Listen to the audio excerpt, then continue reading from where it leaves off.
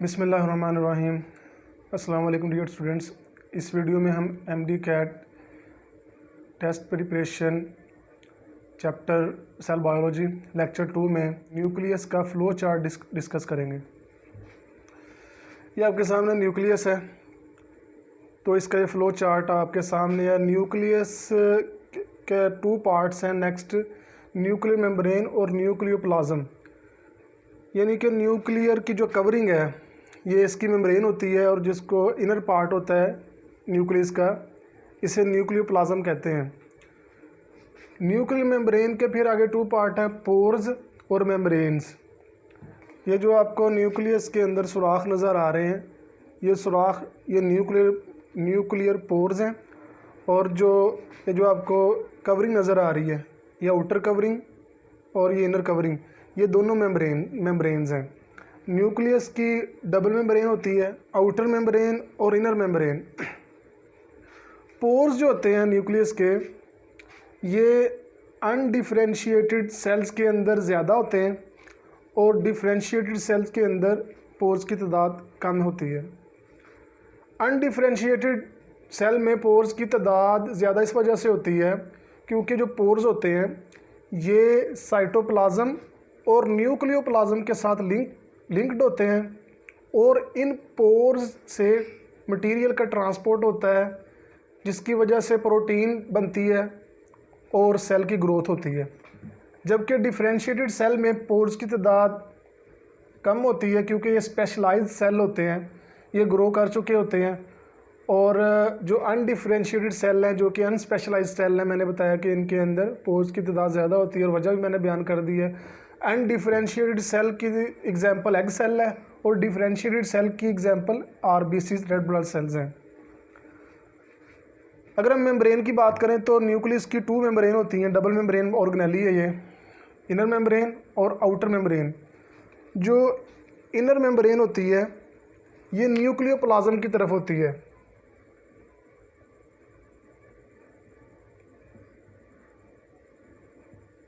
जबकि जो outer membrane है ये एंडोप्लाज्मिक रेटिकुलम बनाती है। और कौन सा endoplasmic reticulum?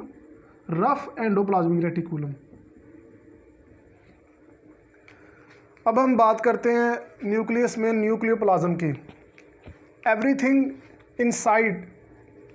Everything which is present inside the nucleus is called its nucleoplasm. Nucleus के अंदर हर पाई जाने वाली चीज़ जो है वो इसका न्यूक्लियोप्लाज्म है। न्यूक्लियोप्लाज्म के आगे 3 मेन पार्ट्स है, न्यूक्लियोसोल, न्यूक्लियोलस और क्रोमैटिन। न्यूक्लियोसोल जो होता है ये न्यूक्लियस के अंदर जो फ्लूइड होता है उसे न्यूक्लियोसोल कहते हैं। जिस तरह साइटोप्लाज्म के अंदर जो सोल होता है उसे हम साइटोसोल कहते थे, इसी तरह न्यूक्लियस के अंदर जो फ्लूइड होता है उसे न्यूक्लियोसोल कहते हैं। न्यूक्लियोलस जो होता है ये न्यूक्लियस के अंदर एक भी होता है, और कुछ न्यूक्लियस के अंदर ज़्यादा भी होता है। असल में ये एक दानेदार मादा है।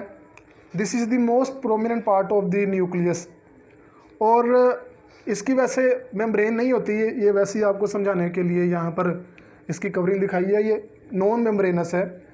इसका जो आउटर पार्ट होता है, ये जो मैंने सर्कल किया आपके सामने, ये ग्रैनुलर होता है, जबकि जो इसका इनर पार्ट होता है ये मैंने इसको सर्कल किया है, ये इसे कहते हैं फाइब्रिलर।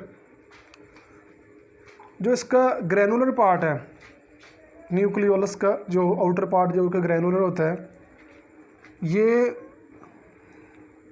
राइबोसोम के सब यूनिट बनाता है। फाइब्रिलर पार्ट जो होता है ये आरडीएनए बनाता है। आरडीएनए से मुराद राइबोसोमल डीएनए है। राइबोसोमल डीएनए की बाद में ट्रांसक्रिप्शन होती है, और ट्रांसक्रिप्शन से जो आरडीएनए है ये कन्वर्ट हो जाता है राइबोसोमल आरएनए के अंदर।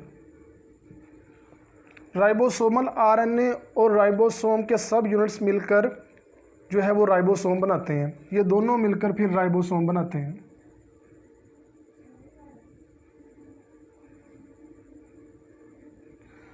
राइबोसोम असेंबलेज होता है इनसाइड न्यूक्लियोलस, लेकिन ये एक्टिव होता है आकर साइटोप्लाज्म में, और साइटोप्लाज्म में आकर ये प्रोटीन बनाता है। इसीलिए राइबोसोम्स को प्रोटीन की फैक्ट्री कहते हैं। अब हम बात करते हैं न्यूक्लियोप्लाज्म में क्रोमैटिन की। क्रोमैटिन जो होता है ये जेनेटिक मटेरियल होता है और ये नॉन डिवाइडिंग स्टेज में थ्रेड लाइक स्ट्रक्चर की तरह पाया जाता है, जिस तरह धागे होते हैं। ये आपके सामने दिखाया गया न्यूक्लियस के अंदर। और जब सेल डिवाइडिंग स्टेज में होता है तो उस वक्त ये थ्रेड लाइक स्ट्रक्चर कंडेंस हो जाता है, इसकी कंडेंसेशन होती है, जिसके साथ ये थ्रेड लाइक स्ट्रक्चर जो होता है ये क्रोमोसोम के अंदर कन्वर्ट होना शुरू हो जाता है और क्रोमोसोम में डिवाइडिंग स्टेज में नज़र आते हैं। तो स्टूडेंट, ये न्यूक्लियस का फ्लो चार्ट हमने डिस्कस किया है। अब हम number of chromosomes in different organisms के अंदर डिस्कस करते हैं। स्टूडेंट्स, ये आपके सामने डिफरेंट ऑर्गेनिज्म का एक टेबल है, एक चार्ट है, जिसमें डिफरेंट ऑर्गेनिज्म के नेम, उनमें क्रोमोसोम के नंबर्स और पेयर दिखाए गए हैं। तो वन बाय वन हम रीड करते हैं इसको। सबसे पहले जो ऑर्गेनिज्म वो पेनिसिलियम है, इसके अंदर नंबर ऑफ क्रोमोसोम 2 होते हैं और इसका पेयर 1 बनता है। उसके बाद मॉस्किटो है, इसके अंदर नंबर ऑफ क्रोमोसोम 6 होते हैं और इसके पेयर 3 बनते हैं। इसके बाद फ्रूट फ्लाई है, इस फ्रूट फ्लाई में नंबर ऑफ क्रोमोसोम 8 होते हैं और इसके पेयर 4 बनते हैं। इसी तरह गार्डन पी में नंबर ऑफ क्रोमोसोम 14 होते हैं और इसके पेयर 7 बनते हैं। अनियन के अंदर 16 नंबर ऑफ क्रोमोसोम और 8 पेयर बनते हैं। और कॉर्न यानी कि मकई में क्रोमोसोम के नंबर 20 होते हैं और पेयर 10 बनते हैं। फ्रॉग में नंबर ऑफ क्रोमोसोम 26 होते हैं, 13 पेयर बनते हैं। हनी बी के अंदर 32 क्रोमोसोम और 16 इसके पेयर बनते हैं। माउस के अंदर 40 क्रोमोसोम के नंबर और 20 पेयर्स। ह्यूमन में 46 नंबर ऑफ क्रोमोसोम और 23 उसके पेयर्स।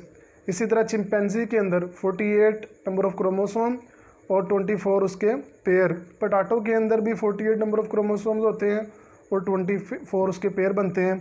और शुगर केन के अंदर 80 नंबर ऑफ क्रोमोसोम्स होते हैं और उसके पेयर 40 बनते हैं।